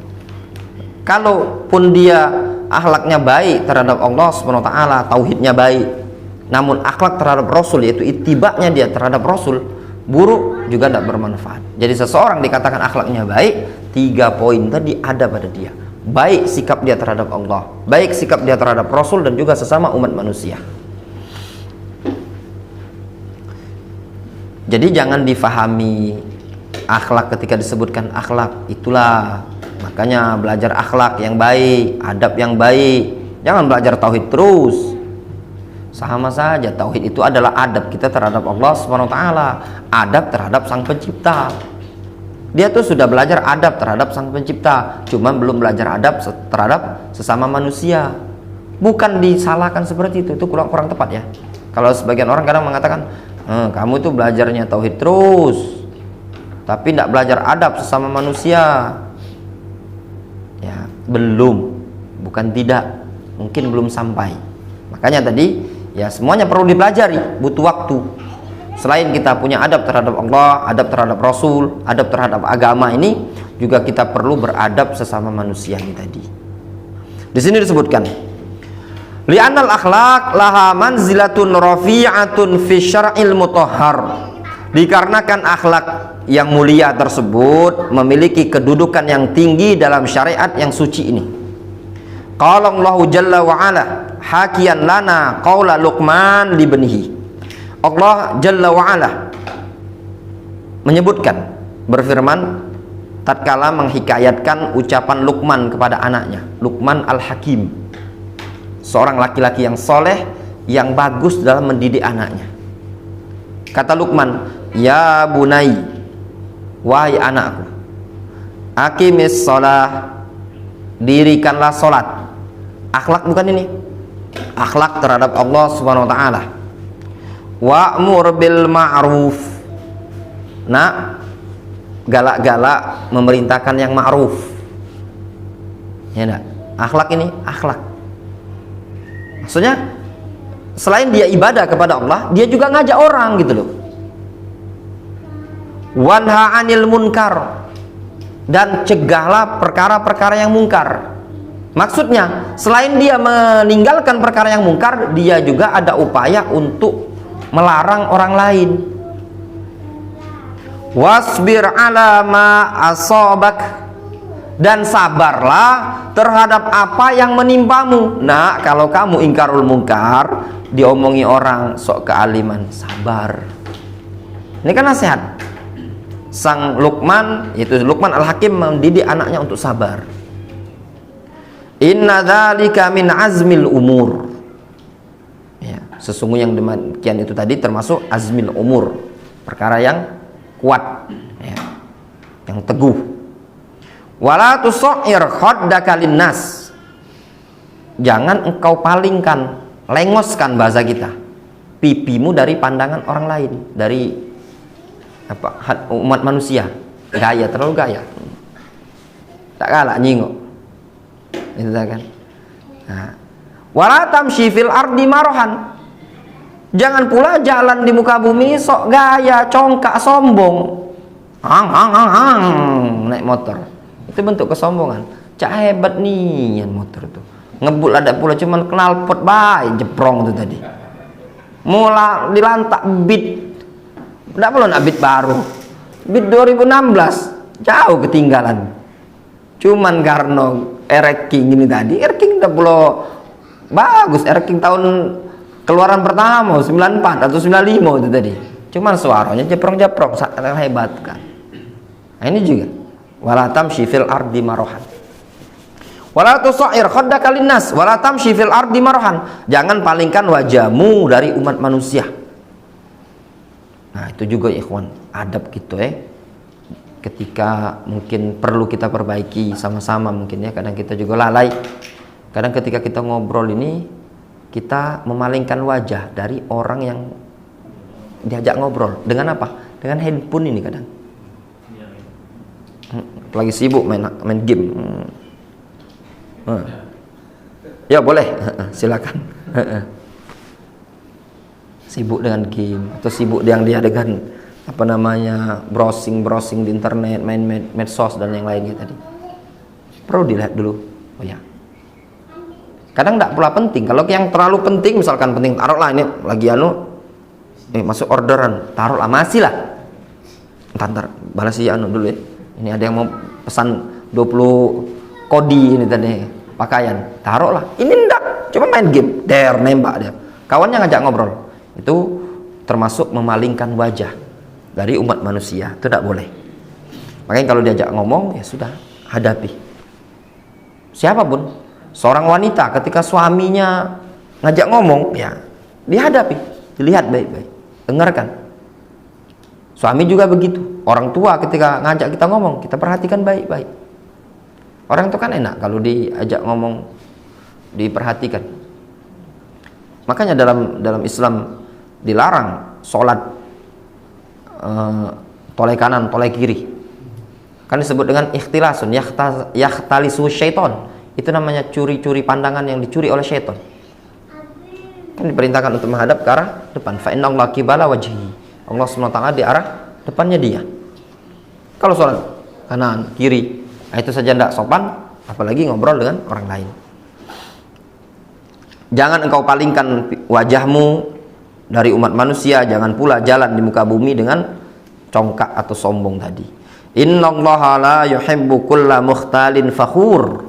Allah SWT tidak menyukai setiap orang yang sombong, bangga diri, congkak, tidak disukai oleh Allah SWT. Cak kehebatan ya. Berjalanlah di muka bumi ini tadi yang disebutkan dalam Al-Quran, waqsid fi masyikah, hendaklah taqassud fi masy. Maksudnya apa? Jalanlah dengan tawadhu, pertengahan dalam berjalan. Jangan pula berjalan itu terlalu cak merendahnya, cak ketawadhuan, itu juga tidak perlu. Normal lah. Jangan pula cak gaya-gaya sekali. Normal berjalan. Waqdud min sautik, rendahkan volume suaramu. Ini kan adab-adab. Inna ankarul aswat la sautul hamir. Suara yang paling munkar, paling tidak beres, suara keledai. Tidak lemak suara keledai itu. Mirip suara keledai itu mirip suara kalau ada tukang yang jual balon atau jual sapu kan, oet oet, lebih kurang mirip sekali itulah. Kalau dulu dengar suara keledai, oet oet, itu tadi suara keledai. Ya suaranya kalau kuda kan ada meringkik dia kan, ada, atau burung suaranya indah. Kalau keledai enggak, permisalan yang buruk. Makanya keledai itu jadi permisalan yang buruk. Suara lah jelek, ya, enggak boleh dimakan, haram. Jalan juga enggak pula cepat. Megel-megel jalannya. Cuma lumayan daripada jalan kaki, mendingan naik keledai. Itu tadi. Keledai itu sering kalau dulu zaman dulu dinaiki anak-anak. Nah, tapi anak pribadi belum pernah naik keledai. Ya naik keledai tidak perlu besar, naik kuda jadilah keledai. Dia tuh besar dari kambing, kecil dari kuda. Tidak perlu besarnya. Nah biasanya naik-naik itu dinaiknya anak-anak lah, remaja kadang naik-naik. Kalau yang tua belum pernah terjingok juga anak yang tua-tua naik keledai. Nah, terus mereka biasanya kalau di Yaman dibuatkan keranjang cak kita JNT JNE itu tapi dari bahan karung mereka itu kan. Nah ditaruhnya derigen banyu untuk ngangkut banyu pakai keledai. Itulah yang digunakan orang Yaman. Suaranya buruk. Dan keledai itu kalau bersuara itu kan yang dianjurkan dalam hadis, kita berlindung kan, berarti ada syaitan yang dilihat oleh keledai. Kalau ayam berkokok kan petanda ada malaikat ya yang dilihatnya. Kalau keledai kan sama anjing yang menggonggong atau raungan anjing itu petanda ada syaitan. Nah di sini adab yang disebutkan di sini ya, selain sholat, amar ma'ruf nahi mungkar, sabar, kemudian kalau ngomong jangan memalingkan wajah, jangan selain itu gaya ya, nggak mau ngelihat orang banyak, kelihat kawan, ada kawan ya kan, pas gaya sekali kawan sekolah, dilihat Zahran, ada Zahron nulis, itu tadi papasan cadak tahu be di tempat kondangan, itu tadi kau nih Zahran yang SMA mana Zahran? Kata dia, kata Zahran,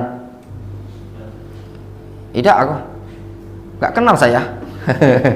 Saya bukan orang sini. Nah itu tadi sombong ego itu tadi kan. Nah, contoh Mbak Zahran itu tadi nggak gitu, nggak gajan lagi gara-gara dicontoh kan. Nah, ini kan adab. Terus juga suara ya, anjuran untuk merendahkan suara, kecilkan volume, jangan sampai suara dia dewi yang paling besar di majelis itu tadi. Kalau ketawa ngakak, kalau ngobrol paling dia terdengar dia tadi. Kalau kita dulu zaman mondok dulu, sekarang sampai digedor, kecil dikit. Paling dia kalau dia masuk, ada orang memang suaranya sebenarnya suaranya memang menggelegar. Kalau dia ketawa menggelegar. Dulu kalau dia masuk kamar itu sampai selalu ada dikasih tahu, jangan keras-keras ngomongnya. Kan beda-beda orang. Ada yang memang tabiat suaranya besar. Nah, kalau kita sudah tahu tabiat suara kita besar, memang ada yang tipe suaranya volumenya ngebas. Ya kalau ngomong kecilkan. Itu tadi. Apalagi mungkin misalkan bawaan orang mungkin Indonesia Timuran, itu suaranya agak meninggi. Ketemu orang Solo, orang-orang kelasnya Mas Arif ini, itu tadi selu dia. Kalau ngomong aja butuh gini, gitu kan? Maka hendaklah kita rendahkan suara kita tadi. Lihat tempatnya tadi. Nah, yang zaman sekarang ini memalukan kadang dari kalangan perempuan. Ya.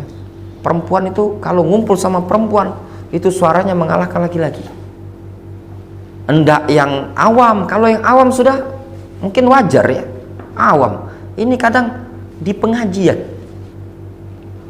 saya beberapa kali menjumpai di pengajian yang kalau nyampur laki-laki sama perempuan, yang paling bersuara itu perempuan di paling belakang, rame. Nah ini kan tidak bagus, suaranya diangkat juga.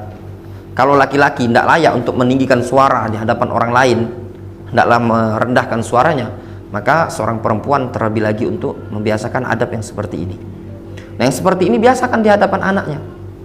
Nah gitu loh. Jangan dibiasakan untuk mengangkat suara. Fal ihsan ilal aulad fal ihsan ilal aulad tarbiyatuhum at-tarbiyah al-hasanah an-nafi'ah min khairi ilmin yata'allamuhu al-walad dzakaron kana am untha.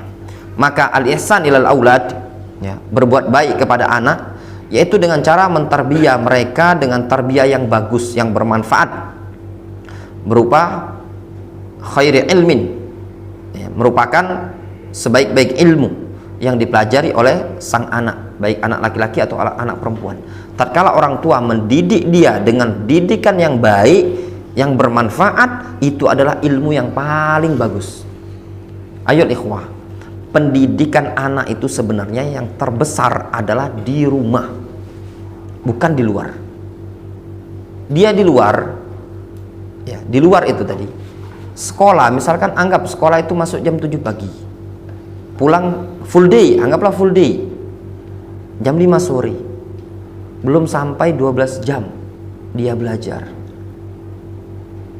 Di pondok pesantren, kalaupun anak di pondok pesantren rata-rata dia dididik oleh guru ustadz yang ada di pondok pesantren, namun pendidikan orang tua, pesan dan nasihat orang tuanya akan berbekas pada anak tersebut.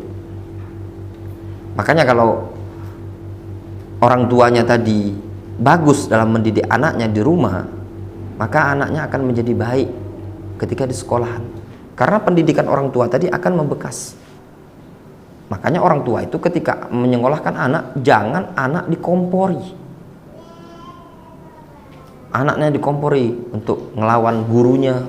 Jangan mau, Kak, kalau guru bilang gini, nah itu enggak, bukan mendidik dengan cara yang baik. Tapi upayakan dia berada pada kebenaran. Ketika anak kita benar, maka katakan benar, kamu harus berani. Tapi ketika kamu salah, maka kamu harus menerima kesalahan tersebut. Nah, pendidikan orang tua seperti ini tadi akan berbekas pada anaknya. Anak itu kan ketika masa-masanya sebelum dia keluar sekolah, dia kan pada orang tuanya. Paling enggak 6 tahun kan di rumah. Adapun pelajaran-pelajaran yang di sekolah, sebenarnya kalau yang di sekolah, kalau dia TK, kita lihat anak-anak TK. Anak-anak TK itu sebenarnya yang mengajari dia bukan orang yang ideal untuk mengajar. Ya benar. Rata-rata guru TK masih gadis. Jangankan ngurus anak, ngurus laki lagi belum dapat. Iya enggak? Adapun dia sosok yang dia tergambar seakan-akan dia bisa mendidik anak ketika itu kan karena SOP pekerjaan. Iya enggak? Buktinya itu guru TK belum tentu ketika dia punya anak akan keluar watak aslinya tadi. Ternyata dia enggak bisa mendidik anak. Nah, makanya butuh tadi pendidikan orang tua sejak dini, masalah makan, masalah sehari-hari. Nah, ketika orang tua berhasil mendidiknya tadi, itulah amal jariah yang akan diraih oleh orang tua ketika dia wafat nanti. Adapun pendidikan-pendidikan yang ada di sekolah itu cuma sekedar nilai zaidah, tambahan untuk pelengkap. Peran utama orang tua sangat besar. Qala Allah Ta'ala, ya ayyuhalladzina amanu qu anfusakum wa ahlikum nara wa quduhan nasu wal hijarah.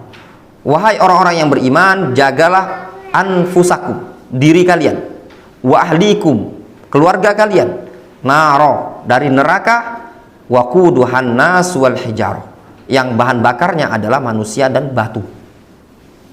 Di sini himbauan, ajakan untuk kita semua, para orang tua, para lelaki diperintahkan untuk menjaga diri kita, keluarga kita, anak dan istri, jaga dari neraka. Apa maksud menjaga dari neraka ini tadi?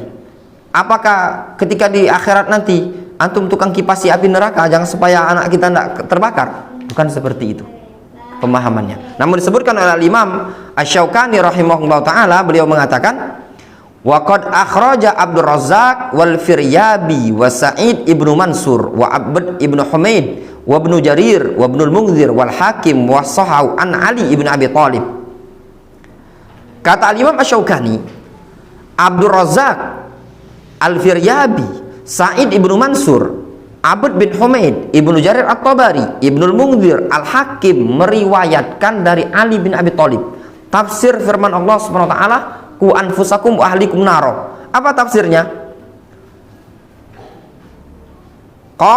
Ali mengatakan alimu anfusakum wa ahlikum al khaira wa addibuhum. Kata Ali bin Abi Thalib, maksud ayat ku anfusakum wa ahlikum naro, jagalah diri kalian dan keluarga kalian dari neraka. Alimu anfusakum, ajari diri kalian. Maksudnya apa? Buat diri kita mengerti ilmu. Bagaimana cara kita mengerti ilmu? Ya belajar. Belajar itu tidak mesti duduk di pondok pesantren. Kalau sudah banyak anak ini tidak mungkin bisa masuk pondok pesantren. Ya, tidak mungkin. Tidak ada pondok pesantren yang menerima umuran yang sudah berjenggot-jenggot tua-tua ini tadi. Anak bininya antum nak dicak mano kan. Tapi minimal berupaya untuk mungkin ada pengajian, hadiri pengajian. Ya, tidak mesti ikut seminar pendidikan. Ya, mau mendidik anak ikut seminar pendidikan tidak mesti. Ya, itu tadi. Cukup ikut pengajian. Ternyata Allah SWT itu yang menciptakan, memberi rezeki. Oleh karena kita harus menyembah Allah SWT. Diajarkan kepada anak. Ini kan bentuk penjagaan terhadap keluarga. Yang pertama, kita ajari diri kita dengan cara belajar. Wa ahlikum, keluarga kalian, al khairah, berupa kebaikan. Seluruh perkara-perkara yang baik ajarkan pada diri kita, ajarkan kepada keluarga kita. Wa addibuhum, dan didik mereka, bina mereka. Ini maksud ayat ku anfusakum wa ahlikum naro. Difahami ya? Jadi bukan maksudnya ku anfusakum wa ahlikum naro tadi antum mungkin ngandangi api neraka. Ya, ketika keluarga masuk neraka mungkin antum jaga, bukan. Tapi untuk maksudnya apa? Upaya penjagaannya dengan cara apa? Kita mengajari keluarga kita tadi. Qala Ibnu Umar, berkata Abdullah ibnu Umar, ya hadza. Bahasa Arabnya di sini ya hadza. Ya, wahai orang ini. Kalau bahasa kita, oi dulur. Itu tadi. Ya hadza. Hadza itu ini artinya. Hoi fulan, wahai sana, wahai dulur. Bahasa kita yang seperti itulah kalau diterjemahkan. Ahsin adaba benik, perbagusilah adab anakmu. Maksudnya apa? Didik dengan baik adab anakmu. Ingat, adab tadi meliputi adab kepada Allah, adab kepada Rasul, adab sesama manusia. Fa innaka mas'ulun anhu, sesungguhnya engkau akan ditanya tentang adab tersebut. Wa huwa mas'ulun an birrika, dan anak tadi juga akan ditanya tentang baktinya terhadapmu. Jadi sama-sama ditanya. Kita ditanya tentang anak kita tadi, apakah sudah diajari pendidikan, dan dia akan ditanya oleh Allah apakah dia berbakti kepada orang tuanya. Kita dituntut oleh Allah untuk mendidik mereka, mereka dituntut oleh Allah SWT untuk berbakti kepada kita. Jadi yang punya peran ini tadi bukan guru TK, bukan guru ngaji, bukan ustadz, tapi kita masing-masing. Ya. Makanya kami menghimbau kepada orang tua, ya, kalau anaknya belajar, anaknya itu dimutabaah, mutabaah itu diikuti. Jangan anaknya belajar, misalnya belajar, entah dia sekolah, entah dia pondok pesantren, dibiar taruh sekolah dah, papa pres. Yang penting antar pergi sudah, pokoknya bapak siapkan sopir, tenang be, gojek antar situ tadi. Nggak tahu anaknya sudah bisa baca Quran belum, anaknya sudah bisa ngaji belum, anaknya nggak dipedulikan. Berapa rapot anaknya juga nggak dilihat. Yang penting sekolah aja, bapak tugasnya untuk membiayai. Ini namanya nggak peduli sama anak. Ya kalau anaknya mungkin belum bisa, apa nak tadi dipelajari? Oh sini, nanti bapak ajari ya. Nah, dikasih waktu di rumah dia belajar, ada waktu dia main. Jadi dibantu. Kewalahan kita ya, pengalaman kita yang ngajar-ngajar ini, kewalahan itu adalah sebab kadang kurangnya ada ta'awun dari orang tua. Ya. Makanya juga kalau antum yang punya anak di pondok pesantren, ya pondok pesantrennya dekat, ya, bisa dijangkau, hendaknya luangkan waktu untuk hadir ke pondok pesantren tersebut ikut duduk pengajian bersama anak-anak kita. Supaya apa? Supaya anak tadi termotivasi. Kan dia dilihat bapaknya, nggak mau lagi dia main-main tadi kan. Ada bapaknya, dia tersemangati. Janganlah anak yang di pondok pesantren itu dibuang. Sudah, penting nak kamu pulang harus hafal Al-Quran 30 juz. Kalau nggak hafal, awas tuh kepalamu. Itu tadi. Jangan ya. Kalau ada rezeki mungkin kalau jaraknya jauh ya sekali-kali ditengoklah itu tadi ya Mas Arif ya. Berangkat. Ya kan. Sehingga ada rezeki misalkan liburan, dia mungkin dijemput atau kita kunjungi ya. Jangan dibuang begitu saja. Nah, sebab anak-anak masih membutuhkan perhatian kecuali kalau dia sudah mandiri ya. Kemudian waqala Al-Hasan Al-Basri, berkata Al-Hasan Al-Basri tafsiran di ayat At-Tahrim As-Sabiqah, Al-Hasan Al-Basri ketika menafsirkan ayat dalam surah At-Tahrim ku anfusakum wa ahlikum naro, kata Al-Hasan Al-Basri addibuhum wa allimuhum, didik mereka dan ajari mereka. Maksud ayat jagalah diri kalian dan keluarga kalian dari neraka, didik dan ajari mereka. Nah itu tadi, itu yang terpenting bagi orang tua, mendidik dan mengajari mereka. Nah kalaupun seandainya kita mungkin tidak mampu mendidiknya secara maksimal, minimal jangan dilepas secara total. Kadang ada sebagian orang tidak mampu didik anaknya, dilepaskanlah secara total. Jangan. Anak itu butuh nasihat orang tua. Walaupun orang tuanya menasihati perkara yang sepele, kata orang tuanya, nak sabar ya, sabar, belajar itu harus sabar. Nak belajar yang rajin, rajin-rajin kamu belajar ya, kalau di pondok rajin menghafal ya, itu kan sudah bimbingan. Nah ketika orang tua memberikan nasihat seperti ini, anak yang sudah berpikir dia akan ingat, orang tua saya mengajari untuk sabar, untuk belajar, untuk menghafal. Nah ini pesan orang tua dibutuhkan ya. Apalagi kalau memungkinkan orang tuanya juga mungkin dekat dengan anak, ada waktu mungkin anak dikunjungi sebulan sekali, atau mungkin duduk bermajelis bersama anak. Nah yang seperti ini tadi punya pengaruh. Kita dulu punya kawan, Masya Allah, orang yang peduli dia sama anaknya. Dia owner celana atau gamis yang merek At-Taki ya, itu termasuk brand yang celananya anak itu, At-Taki, yang celana model lama ya, sirwan model lama itu, dan dari Solo. Jadi anaknya ketika itu, dia tuh anaknya cerdas orangnya, tapi karena dulu pernah step, jadi dia agak tergambar orang kalau pernah step itu kan ada agak mentalnya kurang berani. Tapi ini anak pertama, semangat dia untuk anaknya ini belajar ke Yaman, dikawani sama bapaknya. Anak ingat dulu setahun bapaknya ngawani. Usaha di Indonesia dilepas dulu, suruh orang mengendalikan, bapaknya ngawani. Bayangkanlah, dari Solo tadi nemeni anaknya ketika itu untuk mondok di Yaman. Setelah berjalan setahun, anaknya sudah bisa dilepas, padahal sudah besar anaknya. Waktu itu umur anaknya sekitar 21 tahun. Sudah bisa dilepas, barulah sama dia ditinggal ke Indonesia. Yang faedah yang bisa kami ambil ketika itu, perhatian orang tuanya yang tadi. Dia pengen anaknya belajar sekolah tinggi, bagaimanapun caranya. Kalau kita mikir, tapi memang dia anaknya ini kurang berani. Dia kalau ngafal cerdas, kuat sekali ngafalnya. Kita dulu kalau setoran hadis, kita yang pendek-pendek, dia yang paling panjang. Tapi mental jiwanya tuh gampang ketakutan dia. Gampang sekali dia ketakutan, ada hal-hal yang apa gitu, dia apa gemetaran, takut. Jadi mentalnya memang. Tapi orang tuanya semangat ingin anaknya belajar ke luar negeri, dikawani sama bapaknya. Selama setahun dikawani. Setelah anaknya sudah bisa mengendalikan kondisi, barulah dilepas sama bapaknya, ditinggal.